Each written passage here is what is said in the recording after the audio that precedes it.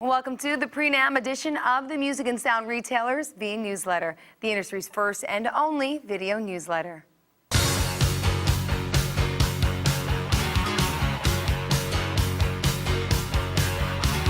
Hi everyone, I'm Jill Nicolini and it's time for the NAMM show. I of course love Anaheim. It's the coolest show around. We have some news that's not cool involving a tax provision that directly affects your business, though.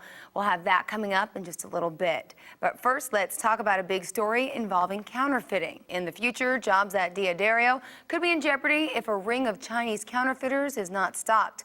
Company president Jim D'Addario told Vnewsletter. He stressed none of the company's 800 jobs was in imminent danger. Counterfeiters are selling D'Addario strings and claiming they are made and manufactured in the USA. Senator Chuck Schumer visited D'Addario's New York headquarters last month. He asked the Departments of Justice and Homeland Security to take up the issue. Already some success has been achieved. Several offending sites have been shut down. Jim D'Addario was pleased with the success, but said a visit to one of the main culprits' websites, Alibaba.com, still had counterfeit products for sale, many by the MI manufacturers. He said that he planned to work with NAMM to have an industry summit at the trade show this week. That's not the only big news from D'Addario. The company announced it is purchasing ProMark for an undisclosed sum. Jim D'Addario said the acquisition makes plenty of sense because ProMark is a top percussion company that will complement D'Addario's line of products well. ProMark CEO Maury Brockstein also lauded the deal by saying it would help his company carry on in the near future and that the name D'Addario means innovation and quality. That's not the only merger to report. Percussion powerhouse Zildjian and Vic Firth announced they would merge. Terms were not disclosed. Both are New England-based family-owned businesses. Zildjian CEO Craigie Zildjian said similarities in the company's business philosophies would provide a strong foundation for the future.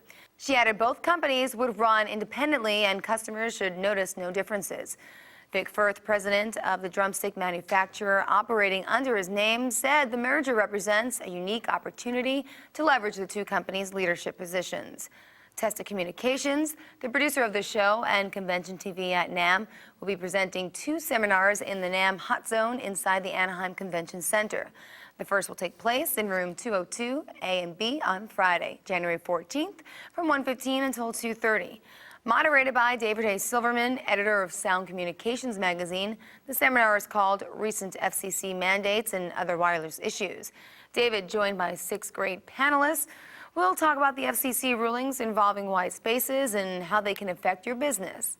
DJ Times editor Jim Tremaine will present trends and technologies in the DJ market. That's Saturday, January 15th at 1 p.m.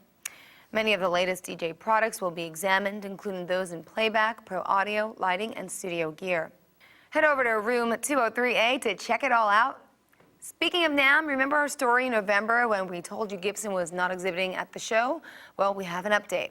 The Nashville-based manufacturer and NAMM have struck an agreement to have Gibson show its wares in demo rooms 303A and B. Things are changing, though, by the minute at the company.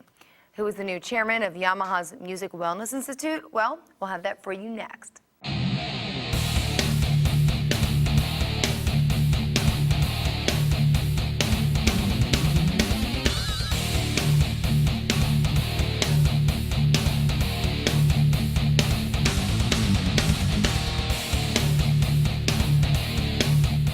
How about some breaking news? Vnewsletter has learned Hoshino is now distributing Ibanez and Tama products for the entire U.S. market. For the past 35 years, Hoshino has shared those responsibilities with Chesbro Music Company, which handled Western U.S. distribution. Hoshino USA President Bill Rhyme said Chesbro has been a good partner over the years, but it reached a point where his company had to make a change to better serve the needs of the U.S. market. Terry Lewis was named the chairman of the board at the nonprofit Yamaha Music and Wellness Institute. Lewis replaces Carl Brun, who we told you during an earlier broadcast sadly passed away in October.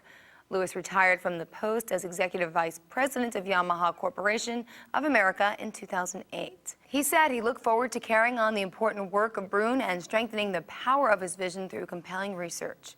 A few months back, when we reported on a lawsuit filed by Gary Michael Dahl, who claimed Ultimate Support Systems UC80 UltiCart infringed upon 2 of his patents. Well, the verdict is in. Judge S. James Otero issued a summary judgment saying Ultimate Support did not infringe on Dahl's patents. Well, that case is over. However, Ultimate CEO Mike Belitz said a counterclaim against Dahl alleging unfair competition is yet to be heard. A trial is set for April 12th. Remember when we told you about the first Guitar Con, the brainchild of Oriolo Guitars founder Don Oriolo? Well, the second show has been officially announced.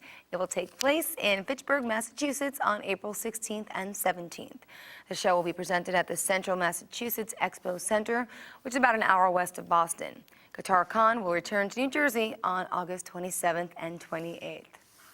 Chauvet will introduce a new family of products at NAMM called Slim Par Pro. The lighting series is available in 3 styles: Slim Par Pro VW, RGBA, and Tri. All 3 lighting products, designed for mobile performers, are flicker-free and stand at 11 inches high and 3.5 inches thick. The lights are housed in cast aluminum, which reduces wear and tear and, of course, helps eliminate damage from heat. They come in rugged cases and feature hanging brackets that can double as floor stands. We have word of a Hot NAMM event coming right up after this.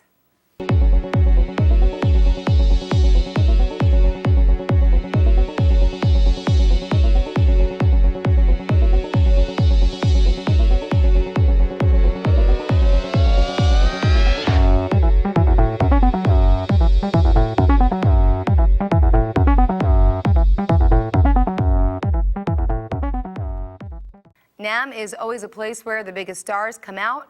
A group of true heavyweights on the manufacturing end will serve on the Sandy Feldstein Industry Panel.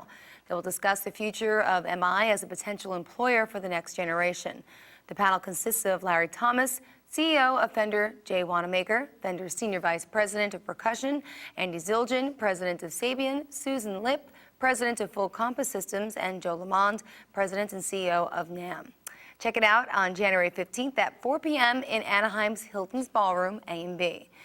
There are just too many events going on to tell you about every one of them, but here's something really cool. Friday, January 14th, Megadeth will be there performing at the 2nd annual Dean Guitars NAMM Jam. The event will take place at the Grove of Anaheim. If you're attending NAMM, visit booth number 5466 for more information. Fender is really branching out with its latest announcement. The company has teamed up with Volkswagen to offer its premium audio system. You can see the audio system in select cars in 2012. The first will be the Jetta GLI, which will be available this spring. Fender also teamed up with Panasonic to unveil the 9-speaker system intended to deliver excellent clarity regardless of the volume. Said Volkswagen America CEO Jonathan Browning, the best seat in the house is now behind the wheel of a Volkswagen. You have the best seat in the house when it comes to hearing the latest news and information. Doing business is about to get harder. That's all coming right up. QSC's got the power. How about 725 watts worth? The company introduced its GX7 power amplifier. It features 725 watts per channel at 8 ohms and 100 watts per channel at 4 ohms. GX7 is also lighter than the company's previous products. Its 120-volt version weighs just over 15 pounds. We love our legends around here. Vinny, what do you think? He's blushing. All right, anyway, let's talk about RS Berkeley's Stan Getz Legend Series mouthpiece. It's an exact reproduction of the mouthpiece Getz used with the sax in the mid-20th century. However, the Made in the USA product offers several improvements, including hand finishing throughout the product. Atom Audio will be active at NAMM with the release of 4 AX series monitors. All feature the company's XR tweeter. A3X is the first new release. It is ideal for desktop and near-field monitoring solutions. A5X reproduces frequencies below 2.5 kilohertz and packs twice the power of its predecessors. AX7 provides a 7-inch midwoofer and half-inch voice coil. The last product at NAMM is the A8X, which is designed for larger control rooms. What provision of the healthcare bill might cause problems for you as a music store owner? Find out next. Earthworks is celebrating its 15th anniversary here at NAMM with the world's first high-definition vocal microphone, the SR40V, the FM 730 FlexWand high-def integrated mic system, and the winner of this year's Tech Award, the PM40 piano mic system. Stop by Earthworks at booth 6290 and hear about their unrivaled 15-year warranty for all new purchases. Alto Music founder John Haber has been immortalized in an American Express commercial. He talks about the first store he opened, his goals, and of course, why he uses his American Express card. Check it out. This is my band from the 80s, Looker. Hair and mascara. Lethal combo. I'm John Haber of Alto Music. I've been around music my entire life. This is the first Alto Music I opened when I was 24. My business is all about getting music into people's hands. Letting someone discover how great music is just an awesome thing. And the Plum Card from American Express Open helps me do that. I use it for as much inventory as I possibly can. From picks, to maracas, to drums, to DJ equipment. You name it, I can buy it. And the savings that we get from the early pay discount on those purchases has given us money to reinvest back into our business and help quadruple the size of our floor space. And the more we expand, the more space we have for instruments and musicians to come play them. Rock and roll will never die. How can the Plum Card's trade terms get your business booming? Booming is putting more music in more people's hands. Despite efforts by 2 senators, a provision in the health care bill requires that you file a 1099 tax form for every vendor that sells you more than $600 in goods. Senators Max Baucus and Mike Johans tried to repeal the provision, saying that it would cause a paperwork avalanche for the 38 million stores it affected, including yours. However, the repeal attempt failed because the Senate could not find a way to replace the $19 billion in revenue this provision is expected to generate. That means the paperwork nightmare will officially start in 2012. It's really a bummer. I'm also really bummed that we don't have any Show Us Your Tubes videos to display for you this month, but I do have some good news. We're going to name the winner of Show Us Your Tubes on Convention TV at NAMM in just a few days, and of course present them with a really cool award. If you can't get to the show, please make sure you check out the broadcast at msretailer.com/conventiontv. With that said, this closes another edition of the Music and Sound Retailers Vnewsletter. Remember, we'll have a full recap of the NAMM show on our next broadcast later this month. And again, we'll see you in a couple of weeks. Enjoy the NAMM show.